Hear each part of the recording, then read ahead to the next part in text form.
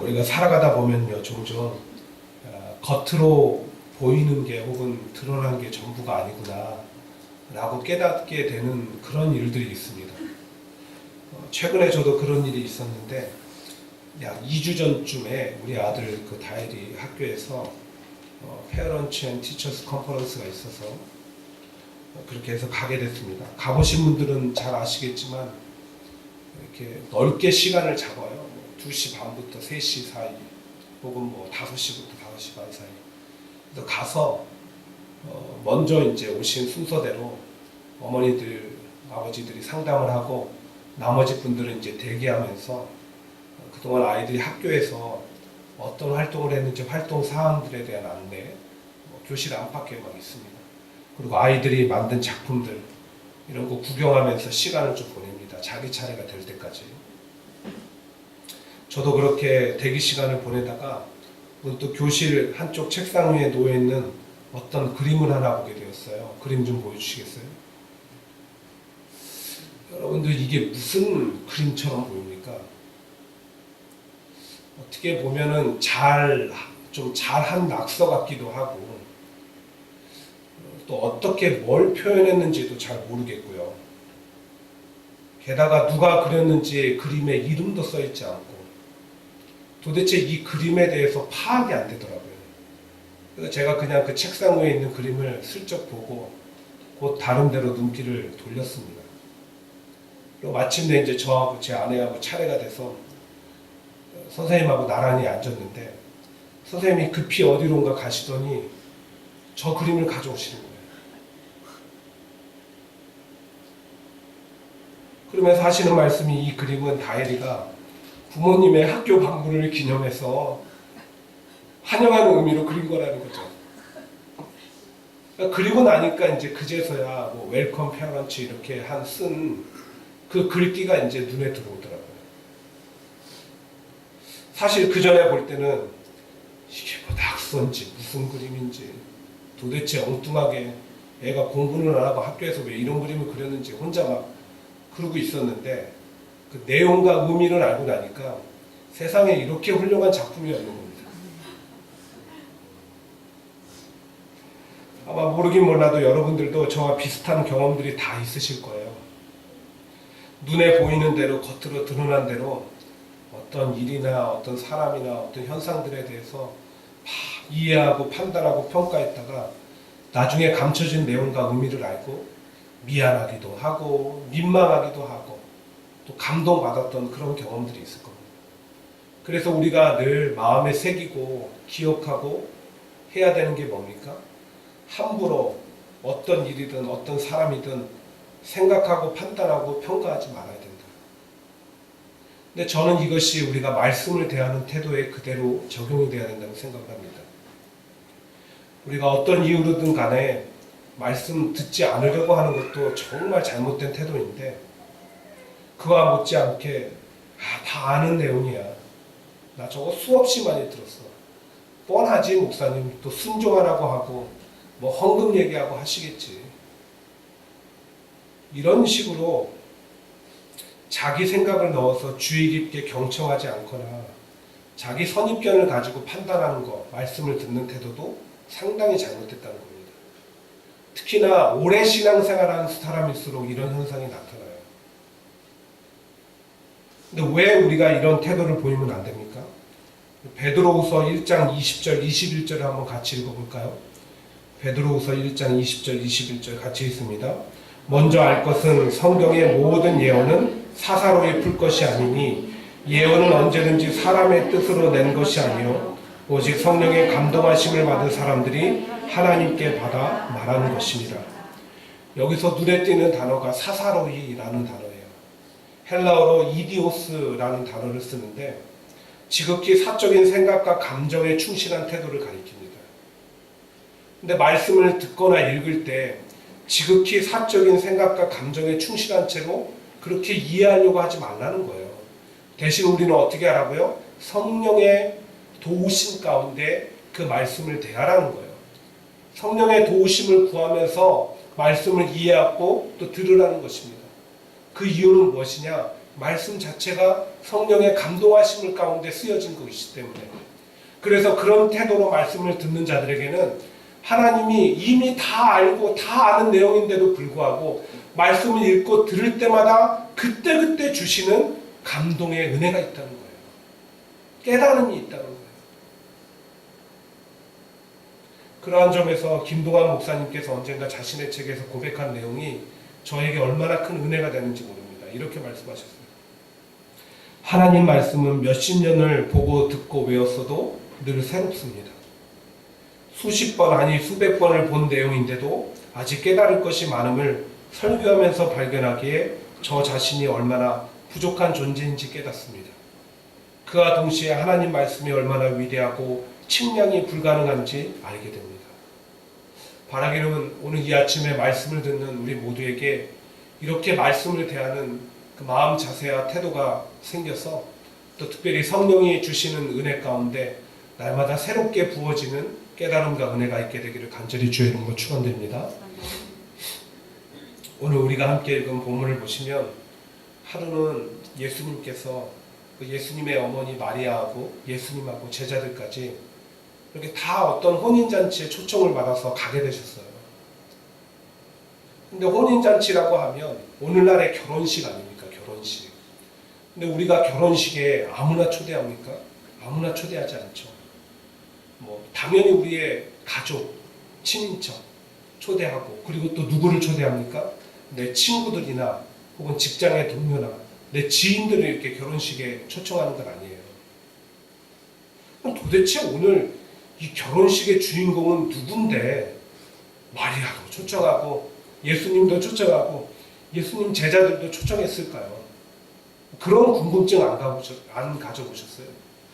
도대체 그 주인공이 누구이기에? 또 우리가 이런 궁금증을 갖고 있지만 사실은 성경 어디에서도 이게 누구의 결혼식인지는 밝혀주고 있지 않습니다. 그런데 아마 여러 여전도의 분들 기억하실 거예요. 성경은 우리가 이렇게 구약 39권, 신약 27권에서 이렇게 66권으로 딱 정해진 것을 정경이라고 얘기한다고 했잖아요. 근데 이 정경에 포함되지 않은 성경 사본들이 있어요. 그것을 가리켜서 우리는 외경이라고 이렇게 부릅니다. 근데 그 외경의 기록에 의하면 오늘 이 혼인잔치의 신랑은 예수님의 제자였고, 그리고 오늘 요한복음을 기록했던 요한입니다. 요한. 그리고 요한의 어머니는 누구예요? 예수님의 어머니 마리아의 여동생인 살로메잖아요. 그러니까 마리아가 초청받고 예수님이 초청받고 제자들이 초청받은 게 이상한 일이 아니에요. 친인척 관계이고 동료 관계이니까 그래서 이 혼인잔치에 가게 된 거예요. 그렇게 혼인잔치는 시작되었고 한참 잔치 분위기가 막 무르익어 갈 때, 근데 누구도 예측할 수 없었고 누구도 원하지 않았던 커다란 문제가 생기고 말았습니다. 포도주가 떨어진 거예요. 중동 지방에서는 물 사정이 좋지 않으니까 잔치 때 포도주나 과일주를 이렇게 제공을 한 거죠. 근데 잔치집에 마실 게 떨어졌으니까 큰일이죠. 그렇다고 포도주가 쉽게 만들어집니까? 금방. 지금이야 뭐 기술이 발전해서 어떻게 해가지고 비슷한 거라도 만들어낸다고 치지만 그때 당시는 그게 아니잖아요. 자연 그대로. 또 제가 최근에 이스라엘의 성지순례 갔다 온 목사님하고 지난번에 노예에 가서 대화를 나누다 보니까 지금도 이스라엘은 주요 도시들을 제외하고 변두리 지역은 물 사정이 안 좋다는 거예요. 그래서 어느 지역에 가면은 물 함부로 먹지 말아라 해가지고 물을 아주 비싼 돈을 주고 사 먹었다는 거예요. 우리는 기껏해야 델리 가면 1불이면 사 먹지만 그보다 몇 배를 지불하고 이스라엘에서 물을 사 먹을 수밖에 없었다. 예수님 당시에는 물 사정이 더 좋지 않았겠죠. 그래서 포도주가 아닌 다른 걸로 잔치집에 마실 것을 대체한다는 것도 이게 여간 힘든 일이 아니었을 거예요. 급기야 혼인잔치를 주관했던 집에서 무슨 생각을 했을까요? 아직 혼인잔치가 끝나지 않았는데 어쩔 수 없이 손님들한테 피해를 끼칠 수는 없고 어려움을 드릴 수는 없으니까 이제 이쯤에서 마무리해야 되나 보다. 이렇게 생각까지 하게 된 거죠. 근데 그 모습을 옆에서 지켜보던 마리아. 남도 아니고 자기 조카 결혼식 아닙니까? 이 문제를 어떻게든 해결해주고 싶은데 고민하다가 예수님이 보이는 거예요. 예수님한테 가서 예수님께 이 문제를 아랬어요. 그리고 나서 예수님께서 이 해결할 수 없는, 도대체 누구도 해결할 수 없는 이 문제를 어떻게 하신 거예요? 해결해 주신 거잖아요. 어떻게 해요? 물로 포도주를.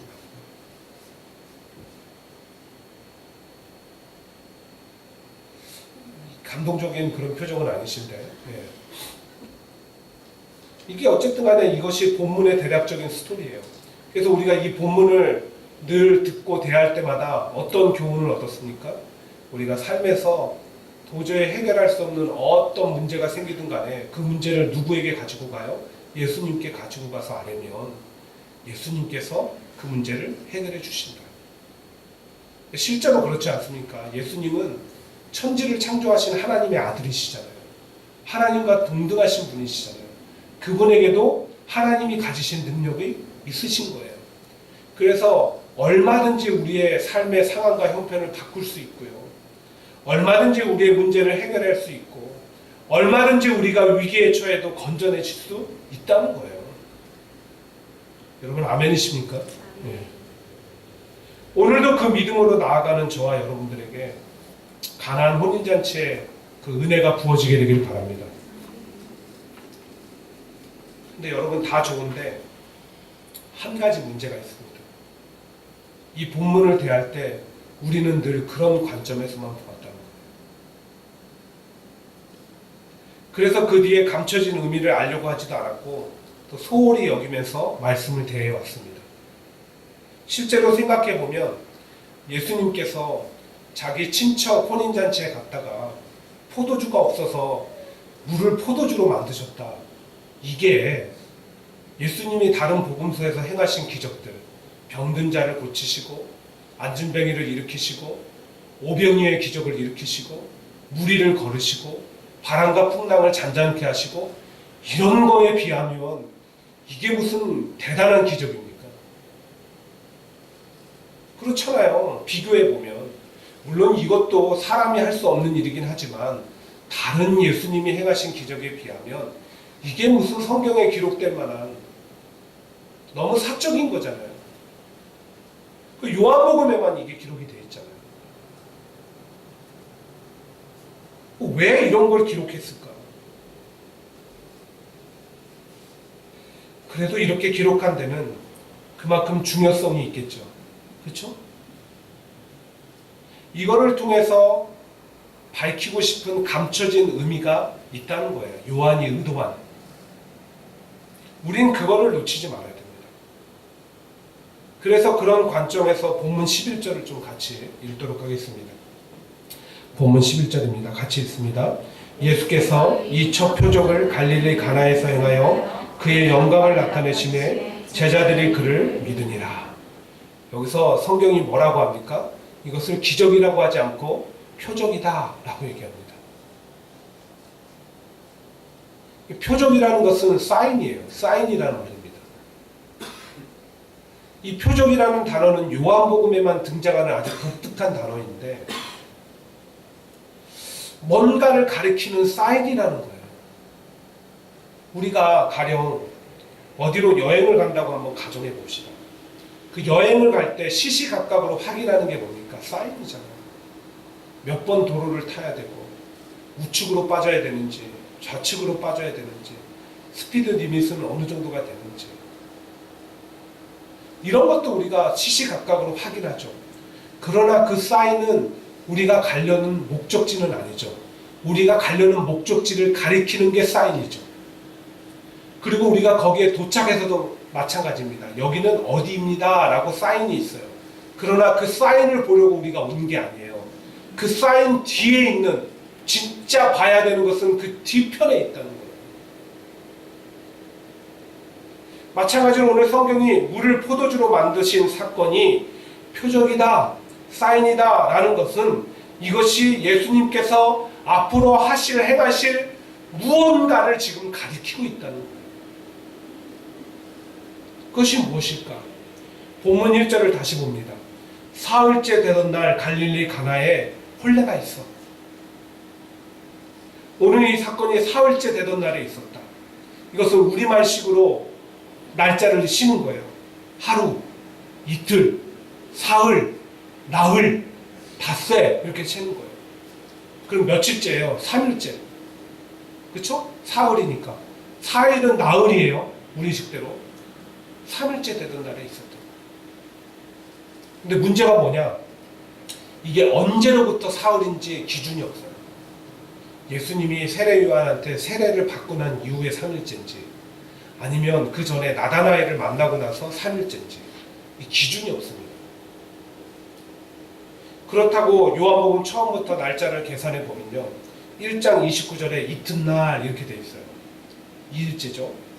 35절에 또 이튿날 3일째예요. 43절에 이튿날 4일째예요. 그리고 오늘이에요. 그러면 5일째가 돼야 돼요. 근데 3일째라는 거예요. 요한은. 왜 이렇게 날짜 기준도 모호하고 날짜 그런 흐름도 맞지 않는 이 시간을 이 사건의 배경으로 요한은 제시했을까? 여러분 사흘, 3일 하면 우리에게 떠오르는 게 있어요. 뭐가 떠오르죠? 예수님 부활하십니다. 그러니까 예수님의 부활과 관련된 어떤 내용을 알리기 위해서 일종의 표적 사인으로서 오늘 물리적 시간이 아니라 영적 시간을 사건의 배경으로 요한은 제시한 거예요. 그런가 하면 오늘 기적적 사건의 주요 매개체가 뭡니까? 포도주. 포도주는 성경에서 전통적으로 예수님의 죽으심과 흘리신 보혈의 피를 상징하는 거였어요. 그래서 우리가 오늘 잠시 후에 성찬식을 거행하겠지만 최초의 성찬식을 예수님께서 마지막 만찬 자리에서 거행하시면서 이렇게 말씀하셨어요. 또 잔을 가지사 감사기도 하시고 그들에게 주시며 이르시되 너희가 다 이것을 마시라. 이것은 죄 사함을 얻게 하려고 많은 사람을 위하여 흘리는 바 나의 피 곧 언약의 피니라. 포도주를 통해서 예수님의 죽으심과 그 흘리신 보혈의 피를 기억하라라고 말씀하신 거예요. 자, 그럼 정리해 봅시다.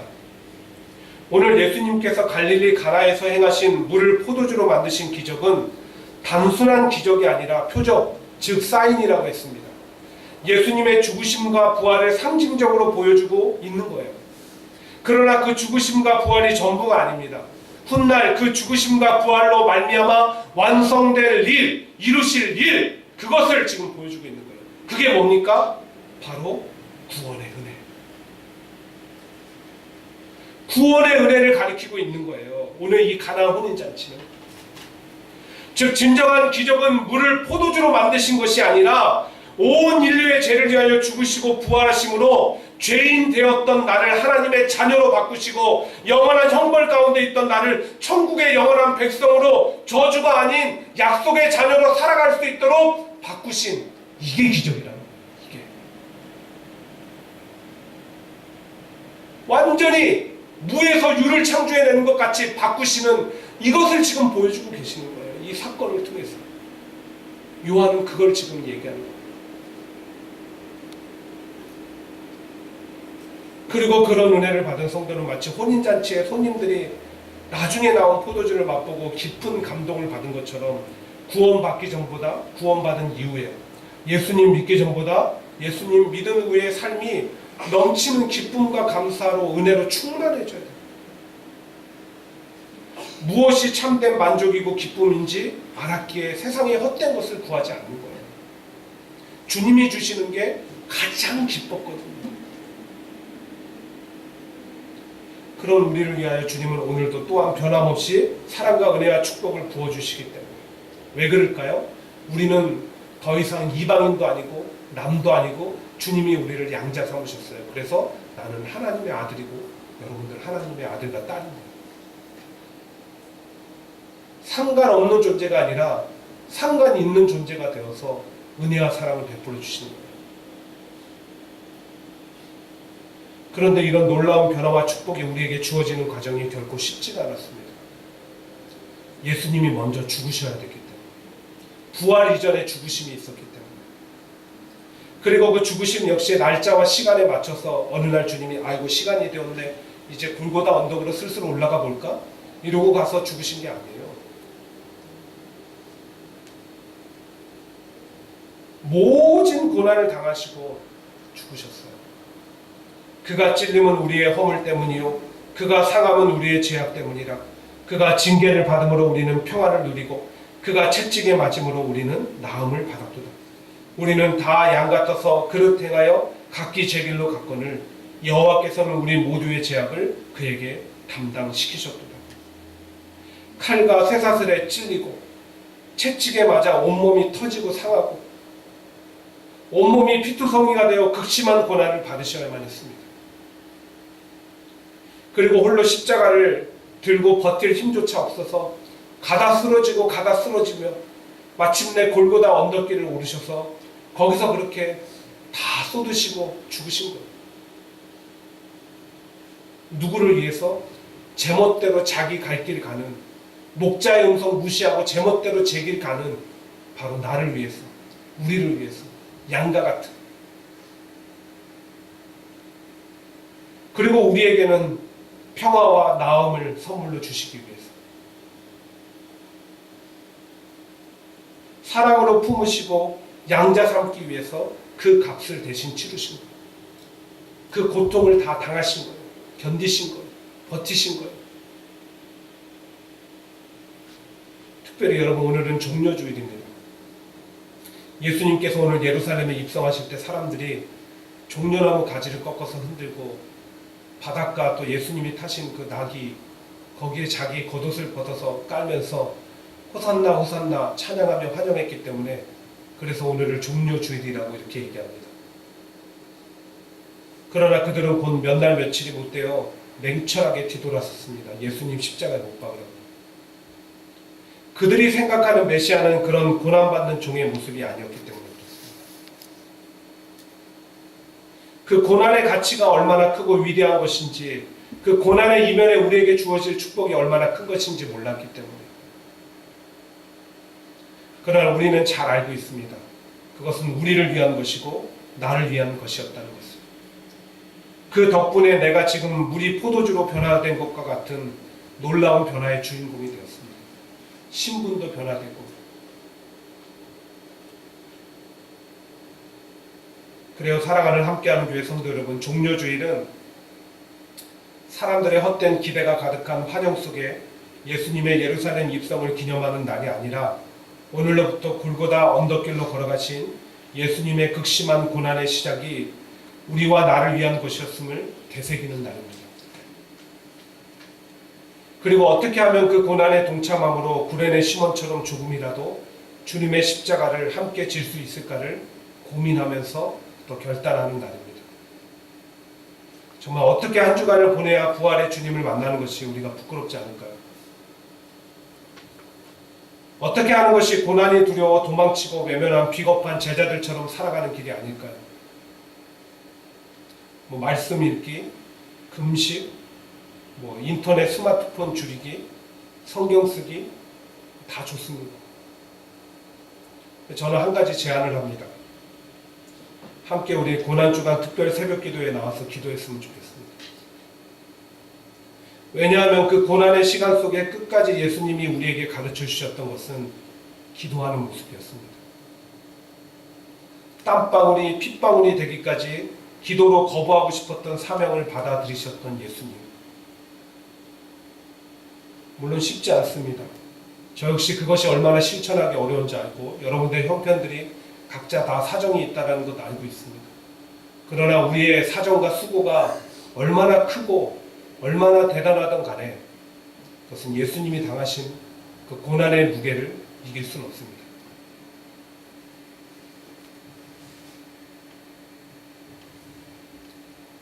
그래서 우리는 자기를 복종시키고 자기 십자가를 지는 심정으로 나와야 됩니다.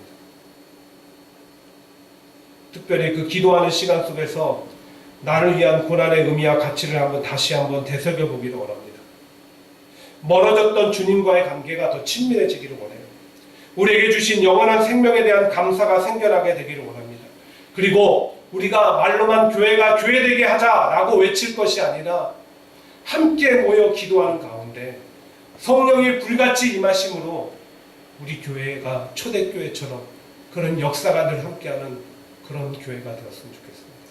그래서 여러분들의 삶이, 가정이 우리 교회가 물을 포도주로 바꾸는 것과 같은 예수님이 허락하시는 놀라운 변화가 있는 그런 한 주간이 되기를 주의 이름으로 축원드립니다. 기도하겠습니다. 아버지 하나님,